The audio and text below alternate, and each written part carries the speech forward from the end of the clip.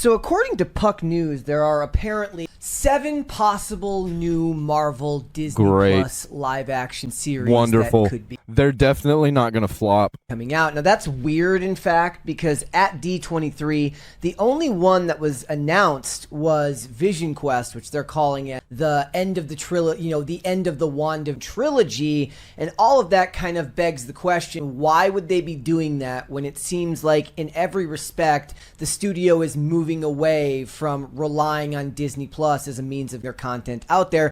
Probably because they already had it in the works and it's too far along, so they have to do it now. There's probably a bunch of contracts and shit. They're fucked. This is what happens with corporate bureaucracy. Because it just doesn't have the cultural relevance that putting the movies, putting things in theaters. Maybe they're banking on Doomsday bringing people back to Marvel, and it's not going to work. Does for them. And I kind of have my own beliefs on why I think it won't work, even if you flood the zone with 7 new shows. Obviously, Bob Iger, before his exit, spoke about the need to cut back on focusing on output and focus more on quality. And I think that rings true for a lot of people. And I still do believe that superhero fatigue is a thing. I don't believe that the success of Spider-Man or Avengers Doomsday is necessarily indicative of people suddenly loving superheroes again. I think it simply means that Dude, I fucking hate that people, they get tricked. They get tricked into paying for all this shit, and they think that Spider-Man Brand New Day is a good movie because it's the best Marvel movie in a long time. So people went out in droves to see it. Eat up the goy slop, piggies! You are just paying for them to keep shitifying the culture.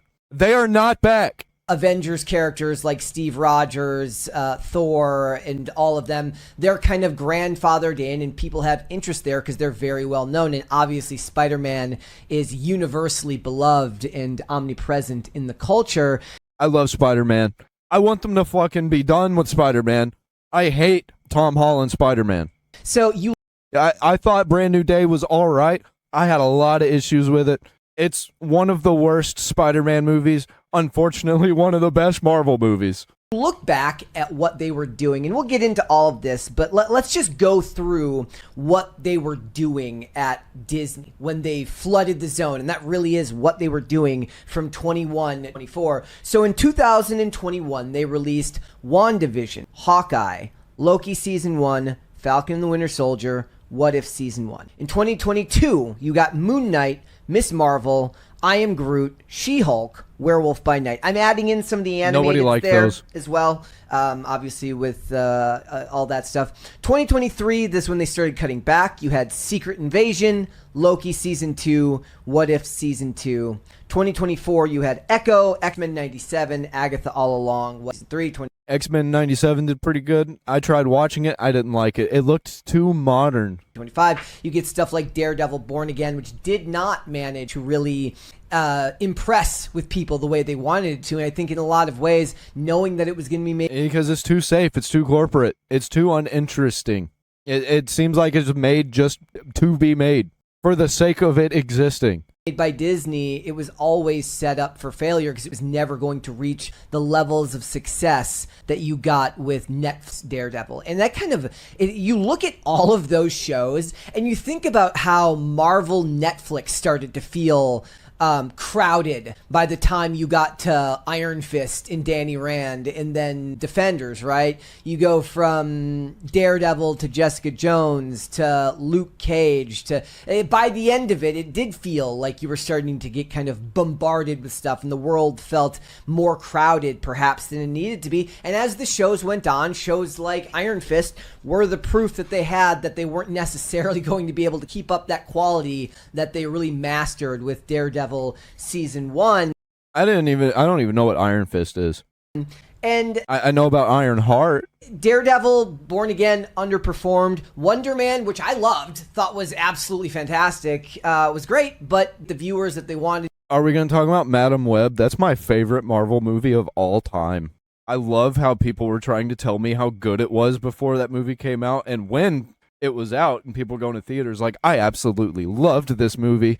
Originally, they were going to do a season 2.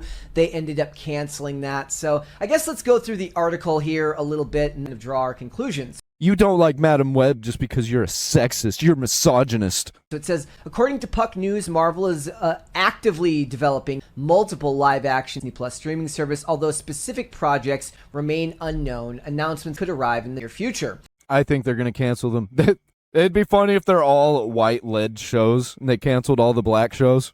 The report follows a surprisingly quiet D23 where Marvel did not reveal any new live-action Disney Plus shows. The studio instead focused attention on theatrical projects Avengers Doomsday and the upcoming X-Men reboot. That's where you got the Navarrete. Dude, I am not looking forward to that X-Men reboot, but I am at the same time. I'm not going to watch it, but I'm definitely going to watch the conversations online. I'm going to see what Nerdrotic has to say, Friday Night Tights. I'm going to see what Critical Drinker has to say, what Asmongold has to say. Announcement and Pop all Culture the Crisis there, the cast list, stuff like that.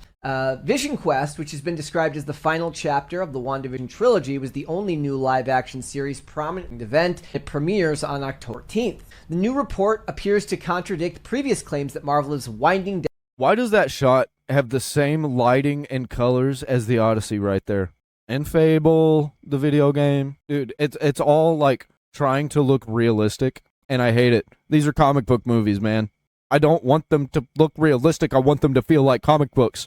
Down its live-action television operation, or Vision Quest. However, the two accounts may not be entirely incompatible. On August 14th, Collider reported that Marvel Studios was cutting back on live-action Disney Plus shows. However, it noted the possibility of Marvel miniseries and specials, like this year's Punisher One Last Kill, being released under the Marvel Presents and the Marvel Spotlight banners. One Last Kill was fine. I thought it didn't make the best use of its time. As much violence as you got in there, I would still go back and watch Punisher Warzone and be like, that's the schlock that I'm probably going to be watching that again very, very soon. It's been so long since I watched it, and I loved it when I watched the original Punisher stuff. And playing the original Punisher game, ooh, buddy.